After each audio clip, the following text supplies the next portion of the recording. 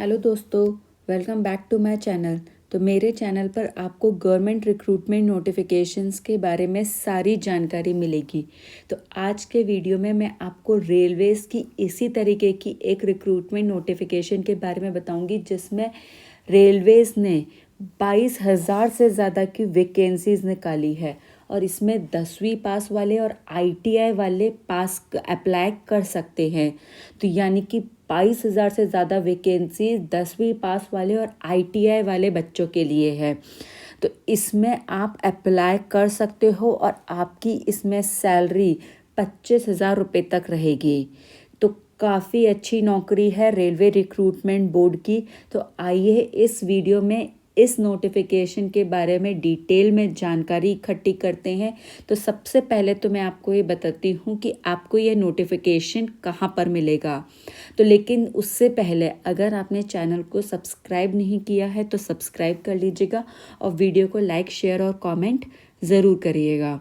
तो सबसे पहले तो अपन देखते हैं रेलवे रिक्रूटमेंट बोर्ड ने ग्रुप डी की वैकेंसीज कहाँ पर निकाली हैं।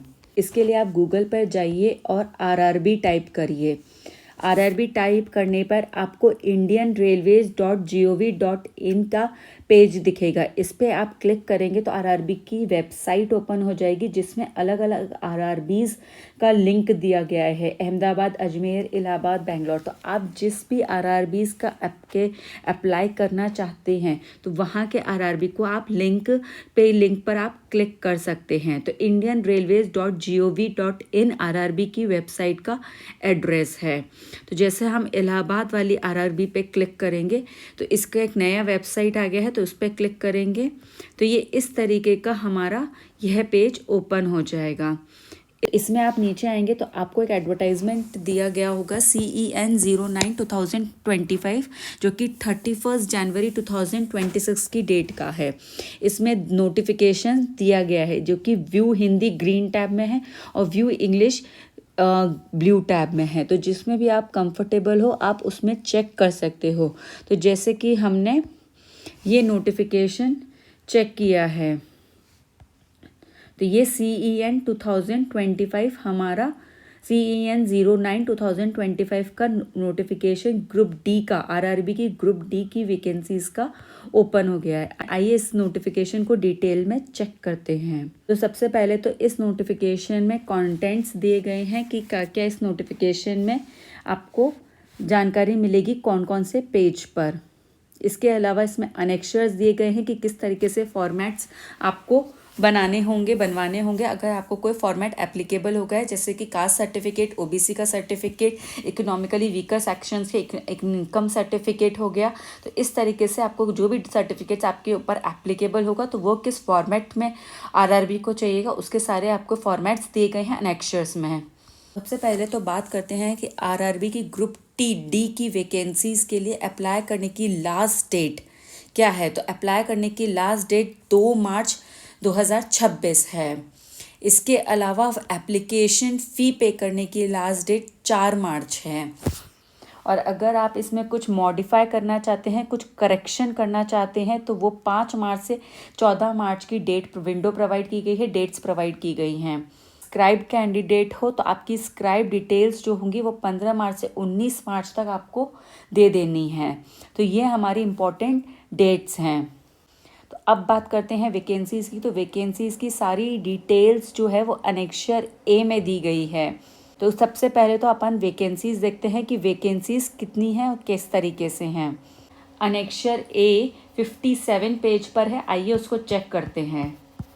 तो ये हमारी वैकेंसीज़ की डिटेल्स दी गई है। Assistant TRD, assistant operations, assistant SNT, इस तरीके की ये सारी वैकेंसीज़ हमें वैकेंसीज़ की इसमें डिटेल दी गई है। तो यहाँ पे आप चेक कर सकते हैं कि आप किस पोस्ट के लिए एलिजिबल हैं। इस तरीके से टोटल वैकेंसीज 22,195 निकाली गई है, जिसमें अप्लाई करने के लिए आपकी उम्र 18 से 33 वर्ष के बीच में होनी चाहिए और स्टार्टिंग बेसिक पे आपकी 18,000 रुपये रहेगी। अब जो अभ्यर्थी अपने फाइनल रिज़ल्ट का वेट कर रहे हैं, जिनका फाइनल रिज़ल्ट नहीं आया है, जिन्होंने फाइनल एग्ज़ाम्स दिए हैं लेकिन रिज़ल्ट नहीं आया है, वो इसमें अप्लाई नहीं कर सकते। तो अगर आपका रिज़ल्ट आ गया है तो ही आप इसमें अप्लाई कर सकते हैं। आप अप्लाई करने के लिए केवल एक ही आरआरबी या रेलवे जोन चूज़ कर सकते हैं, वहीं से ही आप अप्लाई कर सकते हैं। जो भी आपका प्रेफर्ड जोन या आरआरबी है तो वहीं से ही आप अप्लाई करिए। आपने एक बार जो आरआरबी या रेलवे जोन सेलेक्ट कर लिया वो आपका फाइनल रहेगा, आप उसको बाद में चेंज नहीं कर पाएंगे। और अगर आप एक से ज़्यादा आरआरबी से अप्लाई करते हैं या एक आरआरबी से भी कई बार अप्लाई करते हैं तो आपकी सारी एप्लीकेशंस रिजेक्ट कर जाएंगी। इसलिए एक आरआरबी से एक ही एप्लीकेशन आपको सबमिट करनी है। अप्लाई करने से पहले आपके पास में एक्टिव मोबाइल नंबर होना चाहिए और एक्टिव ईमेल आईडी होना चाहिए जिस पे सारे कम्युनिकेशंस आपके भेजे जाएंगे रेलवे रिक्रूटमेंट बोर्ड द्वारा।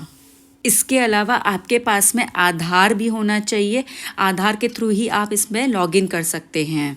तो डिजी लॉकर हो या आधार हो तो उसी से आप लॉगिन कर पाएंगे। इसमें केवल एक एग्ज़ाम आपका होगा जो कि कंप्यूटर बेस्ड एग्ज़ाम होगा, यह आपको क्वालिफाई करना होगा। और जो कैंडिडेट्स कंप्यूटर बेस्ड टेस्ट यानी कि सीबीटी को क्वालिफाई कर लेंगे उनका फिज़िकल एफिशिएंसी टेस्ट भी होगा, उसके बाद डॉक्यूमेंट वेरिफिकेशन और मेडिकल एग्जामिनेशन भी होगा। इन सब में सेलेक्ट होने के बाद में ही आपका फाइनल सेलेक्शन होगा। सीबीटी वाले टेस्ट में नेगेटिव मार्किंग भी है, आपका हर रॉन्ग आंसर पे आपके 1/3 नंबर कट कर लिए जाएंगे।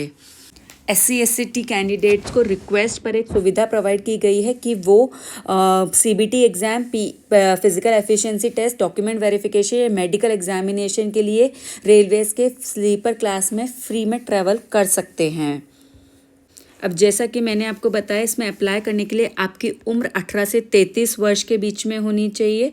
अगर 18 से 33 वर्ष के बीच में आपकी उम्र है तो आप इसमें अप्लाई कर सकते हैं। इसके अलावा इसमें गवर्नमेंट नॉर्म्स के अकॉर्डिंग रिलैक्सेशंस दिए गए हैं। ओबीसी को 3 साल, 5 साल SC/ST को, एक्स सर्विसमैन को भी इसमें रिलैक्सेशंस हैं।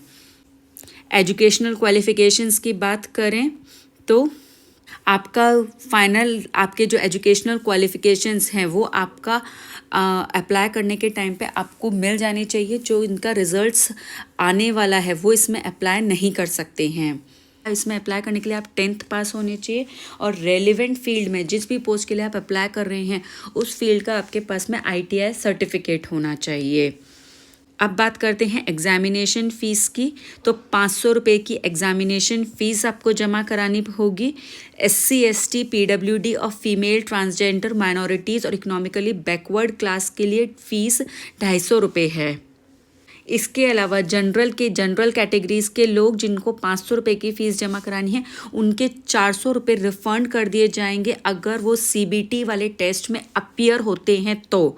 इसी तरीके से 250 रुपये की फ़ीस भी बैंक चार्जेस डिडक्ट करने के बाद में पूरी की पूरी रिफ़ंड कर दी जाएगी अगर वो CBT में अपीयर होते हैं तो CBT पे अपीयर होने पर ही आपको फ़ीस रिफ़ंड की जाएगी। फ़ीस आपको ऑनलाइन ही पे करनी है through internet banking, UPI, debit card के थ्रू। इकोनॉमिकली बैकवर्ड क्लास वो क्लास होती है जिसकी एनुअल फैमिली इनकम 50,000 से कम की है और उनको ही कंसेशनल फ़ी जो कि 250 रुपये की है वो उसके लिए वो एलिजिबल होंगे। अब इसमें सिलेक्शन जो होगा आरआरबी के ग्रुप डी पोस्ट पे सिलेक्शन CBT टेस्ट यानी कि कंप्यूटर बेस्ड टेस्ट के ज़रिए होगा। टेस्ट का भी जो भी डेट होगी, टाइम, वेन्यू वगैरह होगा वो आपको कॉल लेटर में से बताया जाएगा जो कि आप वेबसाइट से, आरआरबी की वेबसाइट से डाउनलोड कर सकते हैं। तो ये CBT का टेस्ट जो होगा वो 90 मिनट्स का टेस्ट होगा जिसमें general science, mathematics, general intelligence, reasoning, general awareness और करंट अफेयर्स के क्वेश्चंस पूछे जाएंगे। टोटल 100 क्वेश्चंस आपसे पूछे जाएंगे। इसमें नेगेटिव मार्किंग भी रहेगी। गलत आंसर देने पे आपके 1/3 नंबर कट कर लिए जाएंगे। अब इसमें पास होने के लिए, शॉर्टलिस्ट होने के लिए कट ऑफ मार्क्स भी दिए गए हैं जो कि अनरिजर्व कैटेगरी का 40% है, EWS का 40% है, OBC का, नॉन क्रीमी लेयर का 30% है, SC/ST का 30% है। तो ये कम से कम इतने मार्क्स आपको ऑब्टेन करने पड़ेंगे तभी आपको शॉर्टलिस्ट किया जाएगा। इसके अलावा अगर उनको सेकंड स्टेज सीबीटी भी कंडक्ट कराना पड़ा, बहुत सारे कैंडिडेट्स मिनिमम कट ऑफ पास कर लेते हैं जिसकी वजह से सेकंड सीबीटी कराना पड़ा, तो वो भी कराया जा सकता है। तो उस केस में फर्स्ट सीबीटी को क्वालिफाइंग टेस्ट बनाया जाएगा और सेकंड सीबीटी के बेसिस पर मेरिट लिस्ट बनाई जाएगी। अब इसमें सिलेबस भी दिया गया है mathematics, general intelligence, general science और जनरल अवेयरनेस का, कि आपको किस तरीके के इसमें एग्जाम्स में क्वेश्चंस पूछे जाएंगे।